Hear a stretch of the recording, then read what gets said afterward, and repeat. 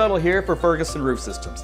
For 43 years, Ferguson Roof Systems has been protecting Oklahoma's homes and businesses with quality roofing services. Their goal was to be the most honest and dependable roofing company in the state, all while providing free services such as lifetime labor warranty and annual inspections. Well, mission accomplished with thousands of client testimonials, an A+ Better Business Bureau rating, and a 5-star rating on Google.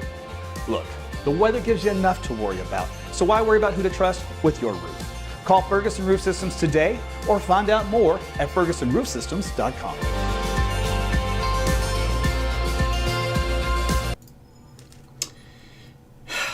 Here we are.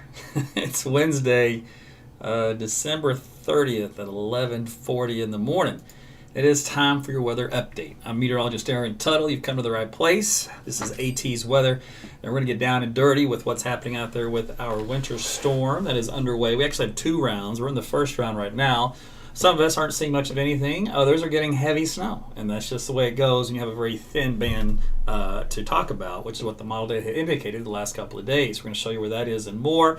And we'll see if anything's changed in the overall scheme of things, your timing, locations, all that. See if the model data has come around to more agreement, et cetera, et cetera. So let's get on to business, shall we? By the way, I've already seen a bunch of you sending me some stars, so Leah, appreciate that. So if you want to play the stars game, just take a look at the bottom where you leave your comments. You can hit the star button. They'll send a few my direction. Let's take a look at the radar view first off. So here we go. So we do have a band of heavy rainfall, which has converted into some cases a little bit of snow. So this is the radar trying to convert that. Now sometimes the radar isn't exact on these algorithms that try to convert it over live in the data, but it kind of gives you an idea, and it's usually pretty close. So here in Oklahoma City, things have really quieted down. We had a few flurries, some pockets of snow moving through, even a little bit of sleet, but that was it. I'm so disappointed. Trust me, I'm not happy about it. I wanted more action here. But remember how I showed you the models that had that band last night to the north, how I said some of them actually just had it down south? So it ended up being more south, and that's just the nature of the draw. It's impossible to predict where this band sets up, but it's unfortunately, I'd like for it to be about 30 miles, 40 miles to the west than where it is currently. It's just not going to happen. But Tulsa's getting some snow as a result, so good for them. And then down south toward, believe it or not, Pauls Valley. Guys have had a little winter precipitation in your area.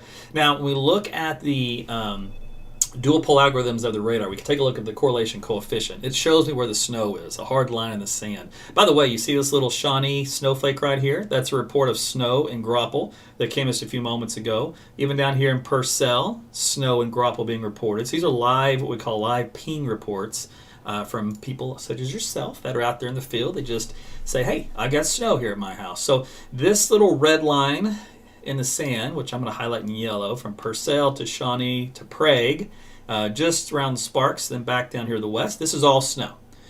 This is all cold rain, so no snow in this area. So it's a very narrow band. You see what I'm saying? I mean, it's stupid narrow. If I were to measure this as the crow flies, let me put a marker here, place marker, and then measure from marker. Where? Yep, right there. Okay.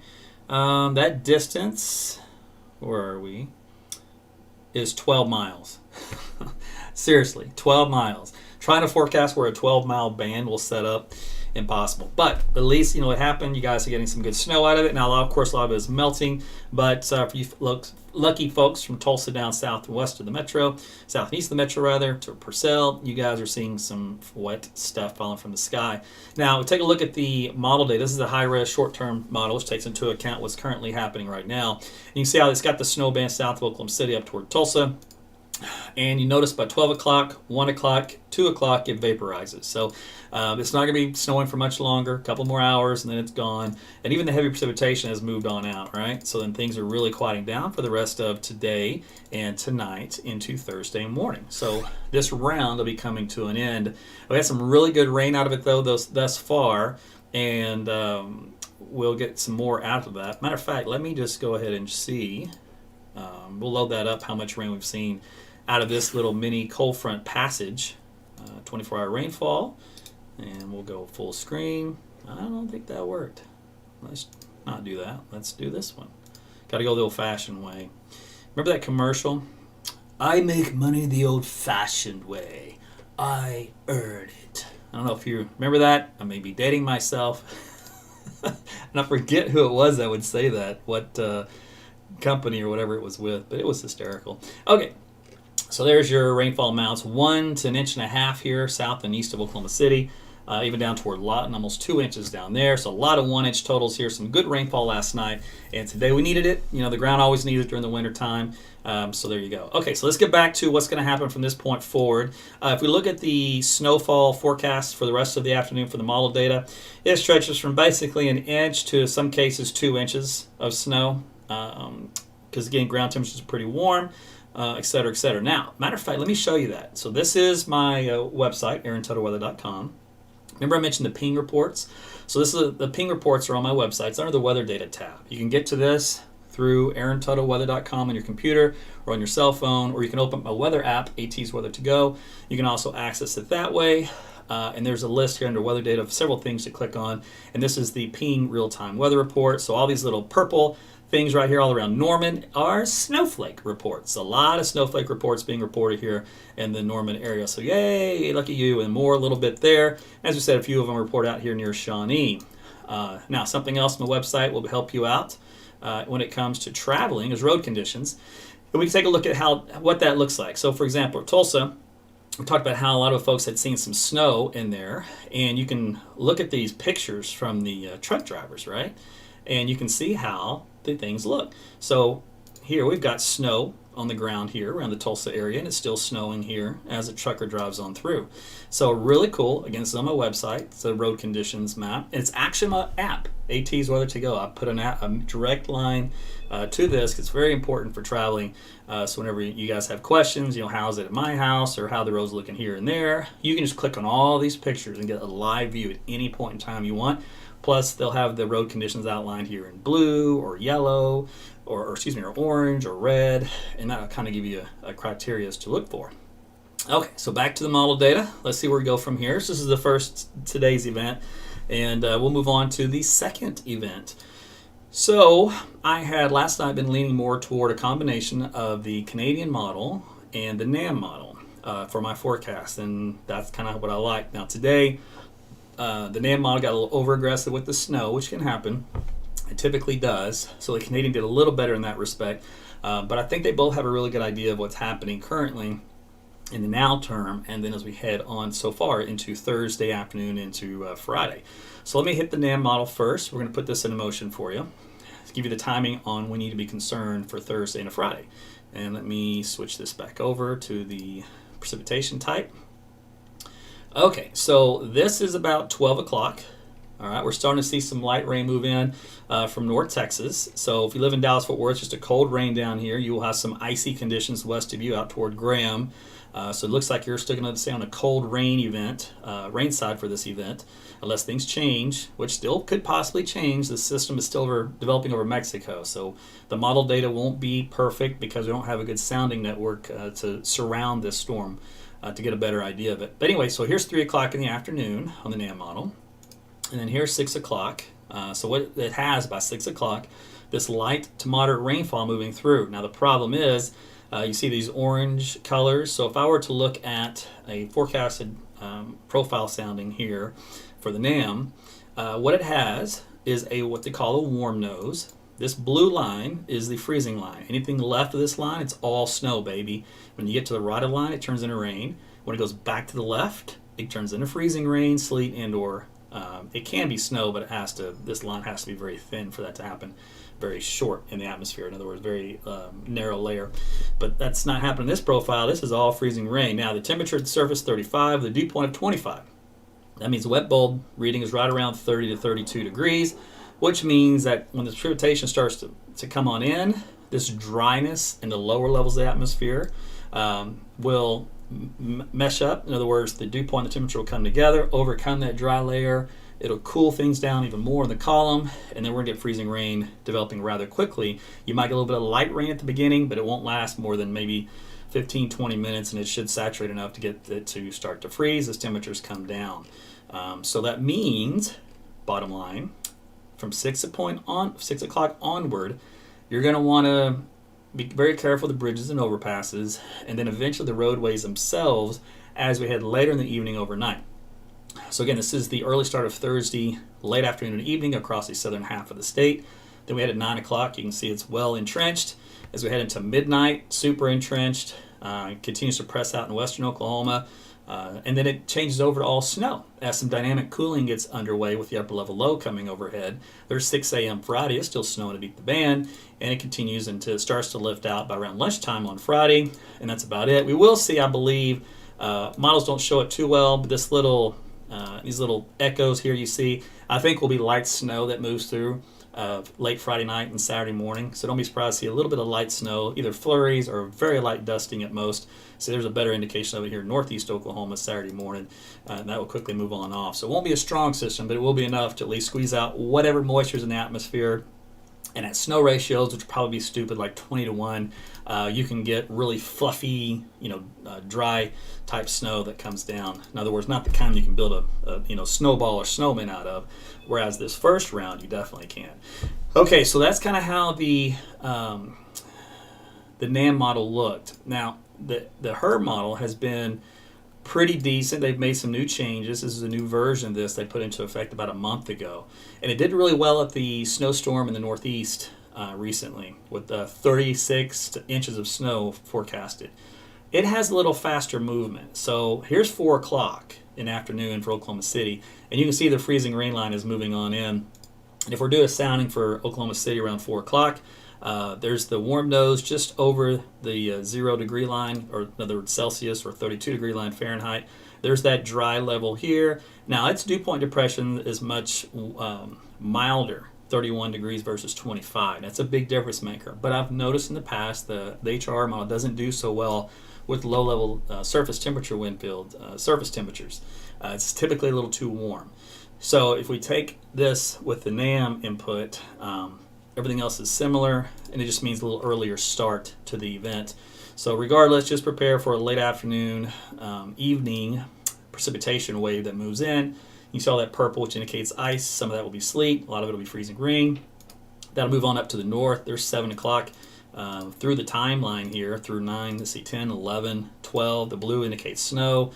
This is 1, 2, 3 in the morning. I mean, it is centered right over the body of Oklahoma, so center right over Oklahoma City. And that was been the trouble spot is, where does this column stack up?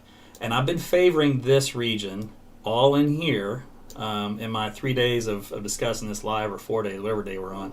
Whereas some of the models favored far out western Oklahoma. In the very, very early stages, they had hinted at southeast Oklahoma. I think that was on Saturday. But they since dropped that, I think, Saturday. And ever since then, it's been west or central. So this is the corridor that I like, which does mean Tulsa gets in on some snow late Thursday night into Friday morning. Now, through just this period alone, let's see how much snow is forecasted by the model for this point in time to give you an idea. It's got the west sides of Oklahoma City at 14 inches of snow. That's not a misprint. That is 14 inches of snow. Is that possible? Yes, it is. Stillwater, it's up around 13, 14. There's 8.6 there on the dot in the center of town. Ponca City up around 6, Lawton down around 5. But again, these heavier pocket areas are going to be very difficult to predict, so don't take them as the gospel. But it gives you an idea of what's possible within this band of snow, and that's because the system will be deepening, like a bombing out, as we say.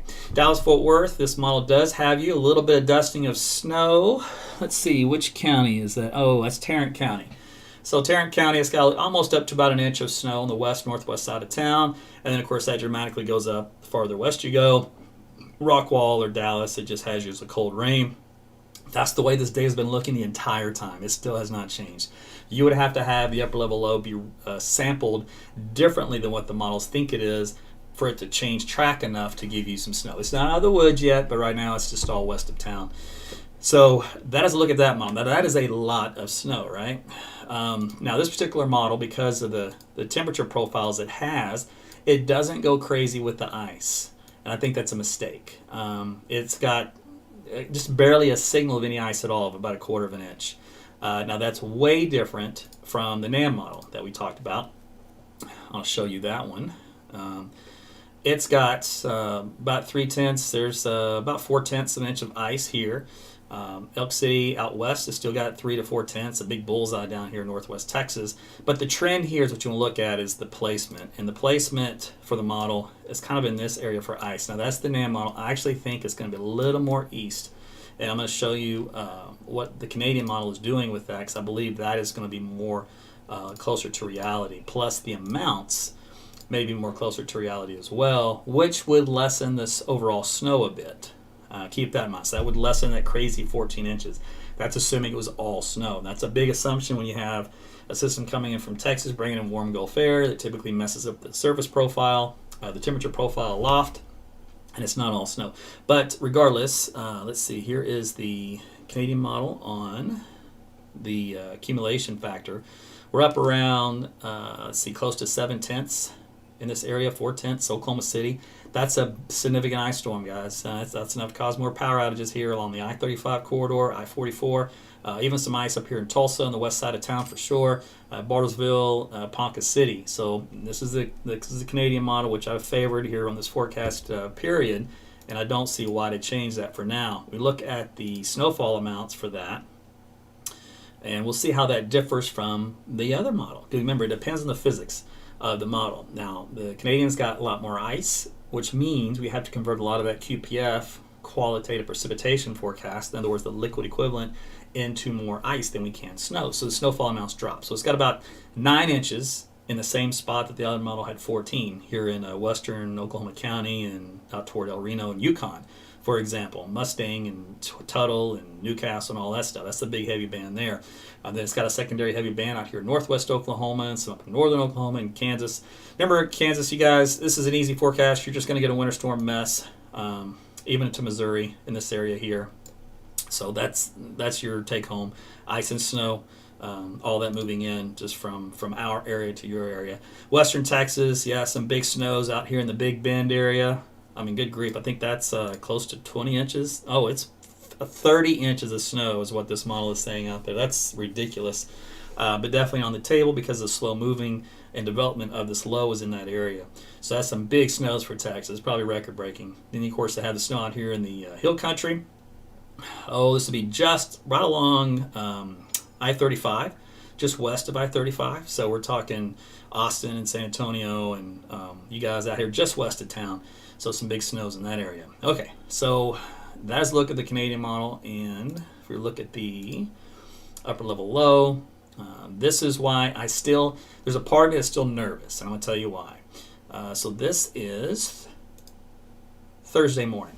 Okay, so Thursday morning, the upper low is forming way down here. Now, the Texas border is right here. All right, we have sounding networks that go up, balloon networks, and they sample the atmosphere in these various areas, right? Well, in Mexico, we only have, I think, 1 or 2 anywhere close to this region.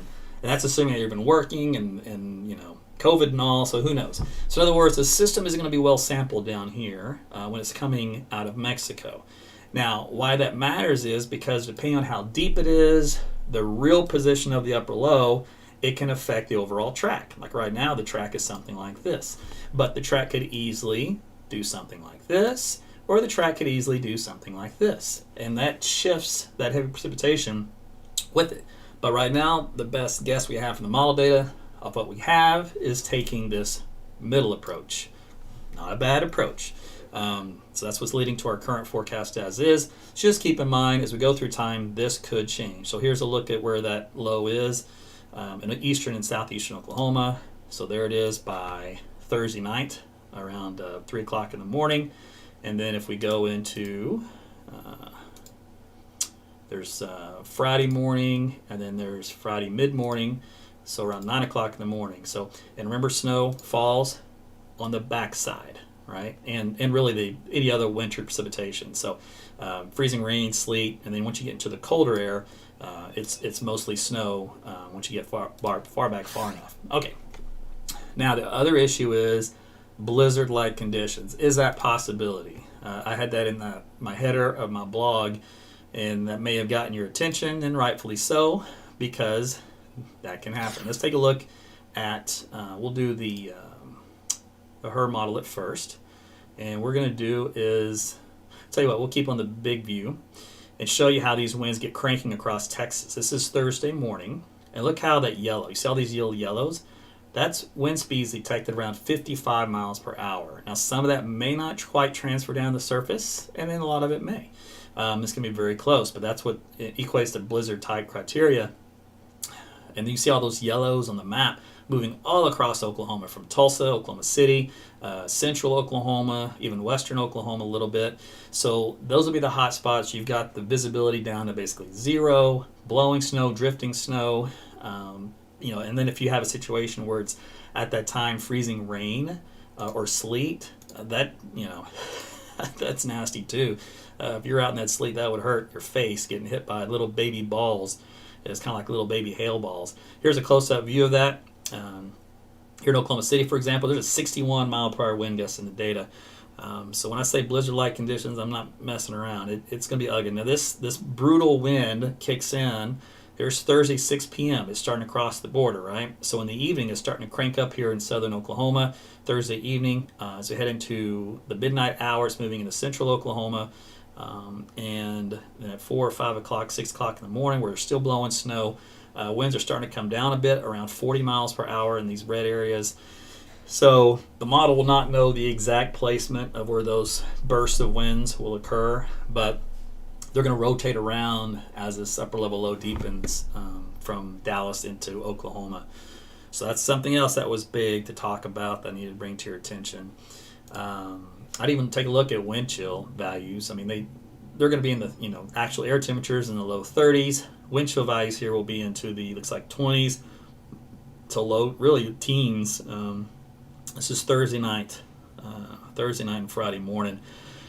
So, excuse me, if you had New Year's Eve plans, I'm just telling you, either have a backup or consider not going. Or if you do go, just be very careful on bridges and overpasses. They'll be the issues first just because the ground temperatures are warm. But at some point, and it could be by midnight, all the roads may end up becoming ice covered from too much precipitation. So it's just a waiting game. It's a matter of time, unfortunately. Okay, let me see here. Anything else that was important? I will. You know what? I can show you this. This is of importance to me. All right, so let's go back to this guy here, and I'm going to show you the difference in how different things can evolve. So here's Oklahoma City, and we're going to do a forecast sounding for Oklahoma City. Okay, and each model is going to have a different look at this. Now we looked at, this is the HER model.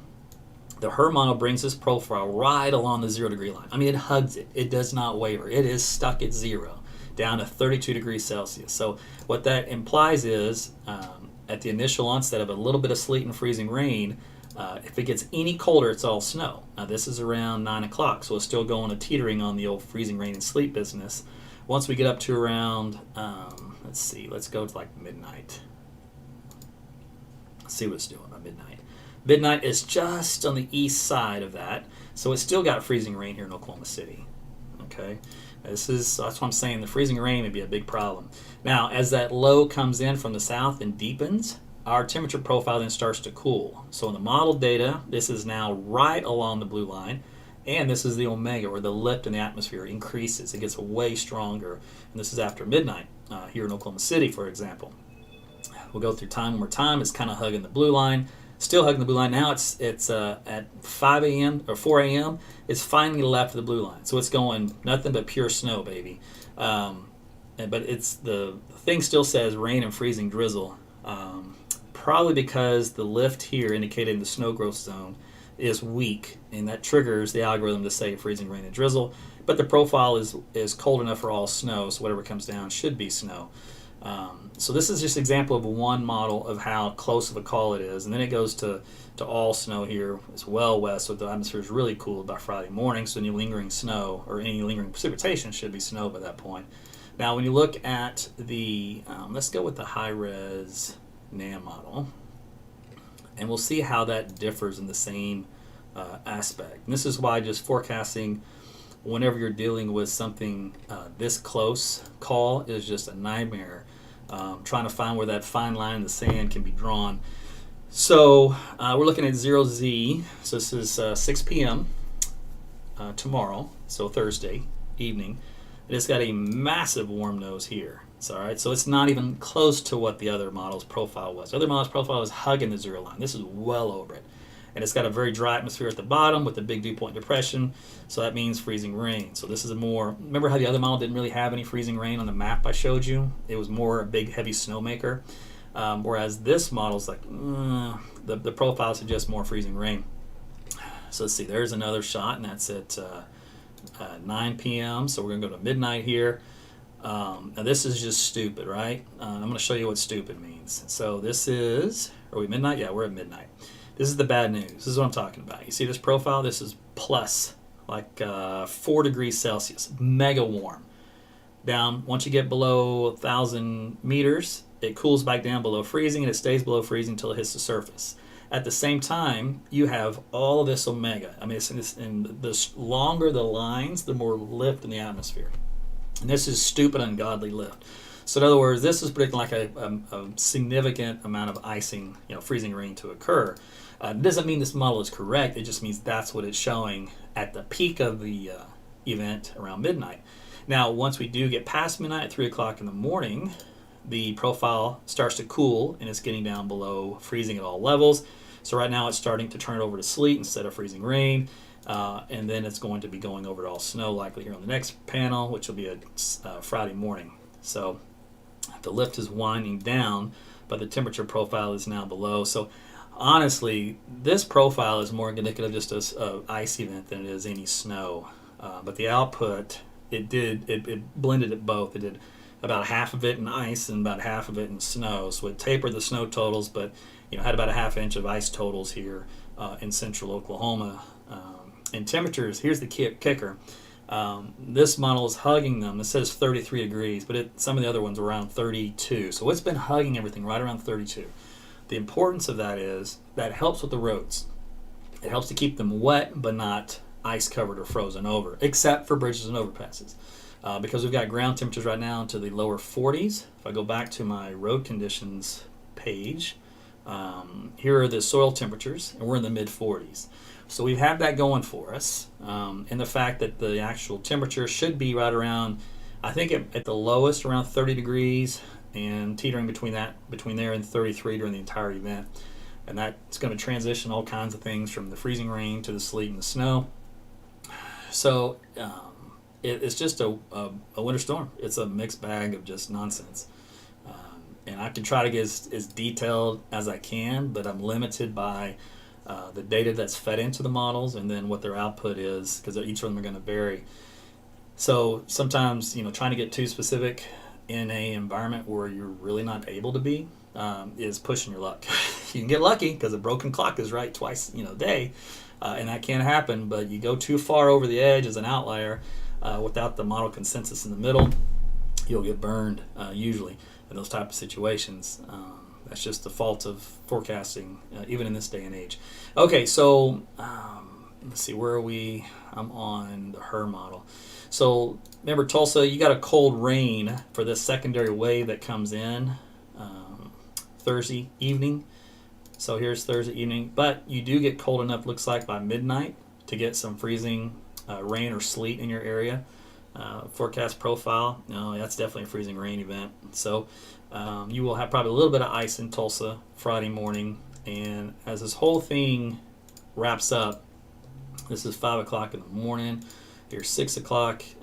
Profile looks like it's trying to cool down for snow. Let's take a look. Yeah, so it's just about west of that blue line. It's all 32 degrees, so it's going all snow.